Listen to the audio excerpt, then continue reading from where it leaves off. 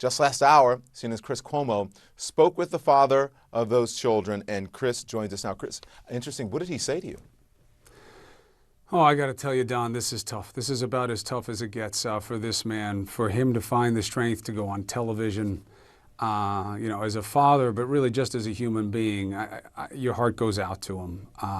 He told me his entire story. This is the first at-length interview he's given, and there's really no pride in that. This is a story I really wish we didn't have to tell, but we do need to keep the word out there, Don, as you're aware. I mean, CNN's really been all over this story. Not every outlet has yet. It's starting to catch on, and that's good. It needs momentum because there is hope for rescue here for his 16-year-old daughter, Hannah.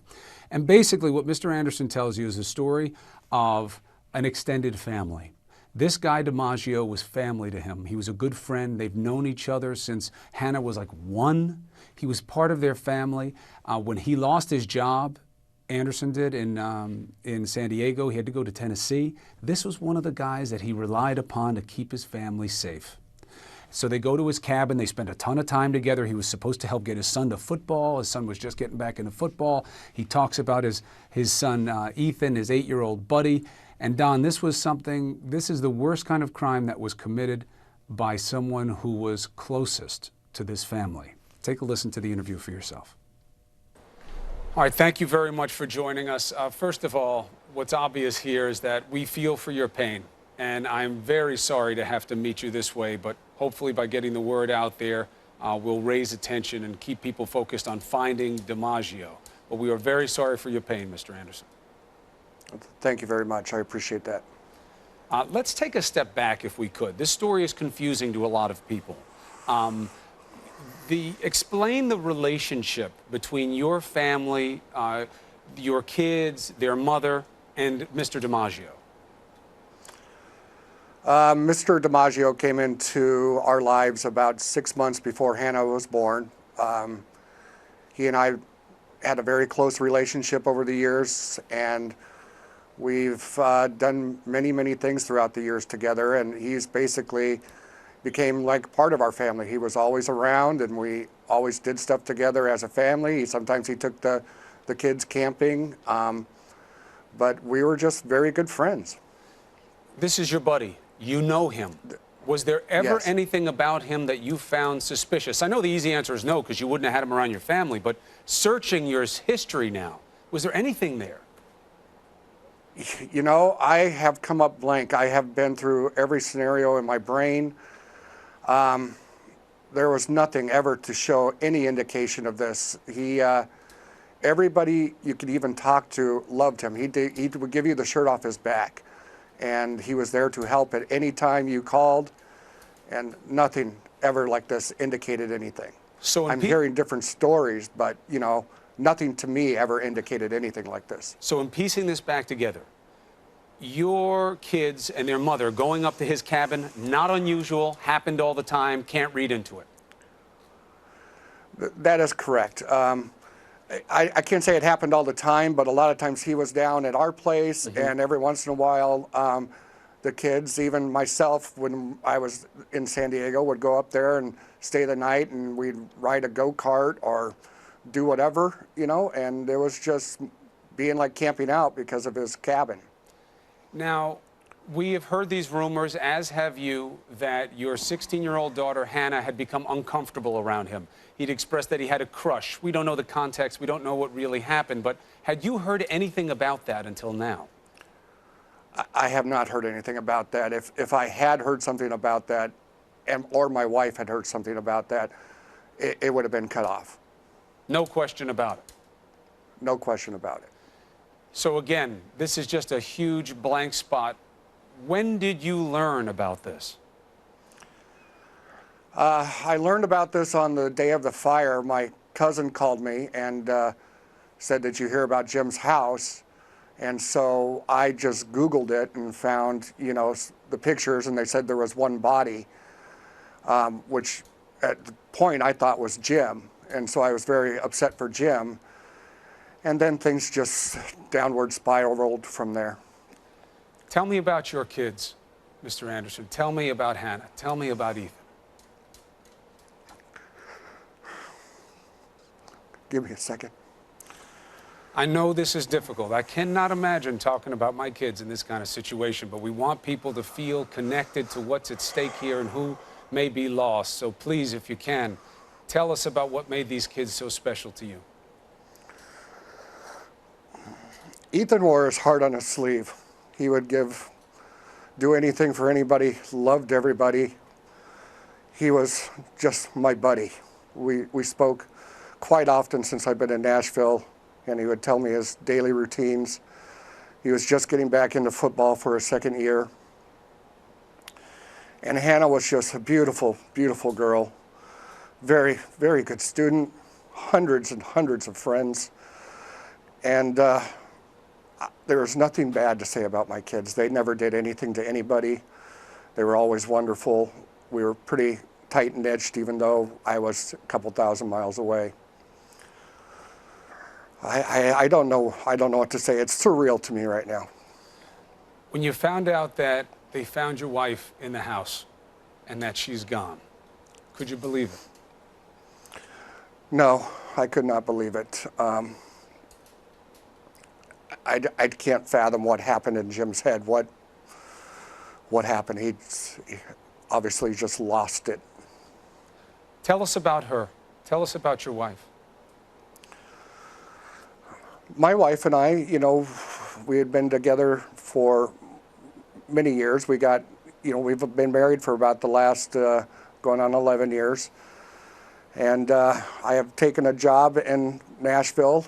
My job here in San Diego went under. And we still spoke on, at least a couple of times a week. And we're working things out. She was a very lovely lady, very friendly to everybody. She has good friends, loved by her family, and she wouldn't hurt a fly. And for this to happen to her was just uncalled for. And this guy DiMaggio was one of the people you thought you could depend on in your absence to make sure that your wife and your kids were okay. Is that true? Absolutely. I spoke to him often, and he would help get my son to football practice on days that Hannah had dance or whatever, and he was constantly there for me. They are going through this very difficult forensic analysis of what happened inside the house. They know they found your wife there. There's another body they're trying to figure out. Is not knowing the most difficult part for you right now? I know that they're looking for DNA and everything, but I wish that, I hope that's not my boy, but I have to kind of think that it is. That's kind of my mindset right now. So right now, a lot of focus is on trying to get my daughter back alive. She's 16 years old. She's smart. She's strong, but she is with an adult male. Do you have any idea where he would think he could go, what he would think he could do in a situation like this? I have no idea. He's into camping. He could be anywhere. That's why people that are going out to different camp spots, please keep your eyes open. I don't care where it is. I just have no clue. Like I said, it's surreal to me. I can't imagine this even happening, and just kind of taking it day by day and hoping for the best. What is the hardest thing for you emotionally in this, dealing with having your wife, your daughter, and your son all in some type of not being with you anymore? What's the hardest thing for you emotionally in dealing with this? I believe the hardest thing emotionally is still to come when I have to go and start cleaning out their apartments and rooms.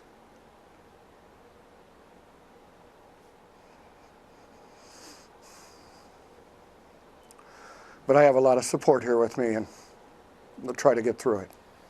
We are here for you as well. We want to get the word out that everybody is looking for DiMaggio, that they're looking for Hannah, and yes, that we have Ethan's face out there just in case. What do you want to say to this man if he's monitoring the news? Like I said before, you've taken everything. The damage is done. Just let my daughter go. Let her go home safe. Let her be with me and try to mend things from there. That's all that matters to you right now is getting her back, right? What happens to him is secondary. That's correct. Look, it must be impossible for you to stay strong like this. I give you all the respect in the world for coming on and talking about this and keeping the fight up. I know to you it's the only thing you can do because all that matters to you in the world is missing right now. But anything we can do to help, we will. And we know that there's been a fund set up, yes? Yes, there has. It's I don't have a whole lot of information, but it's called the Anderson Family Memorial Fund, and it's set up through Wells Fargo out of the Sparks, Nevada, Wells Fargo, and it was done very quickly by a friend of mine and some amazing people named Andrew Davis and Michelle St. Pierre. I can't thank them enough.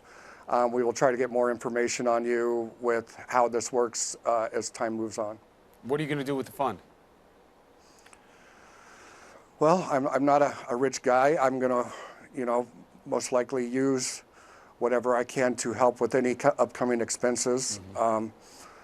And most likely then, if there's anything left over, I will donate that for someone for exploited children. It's very noble.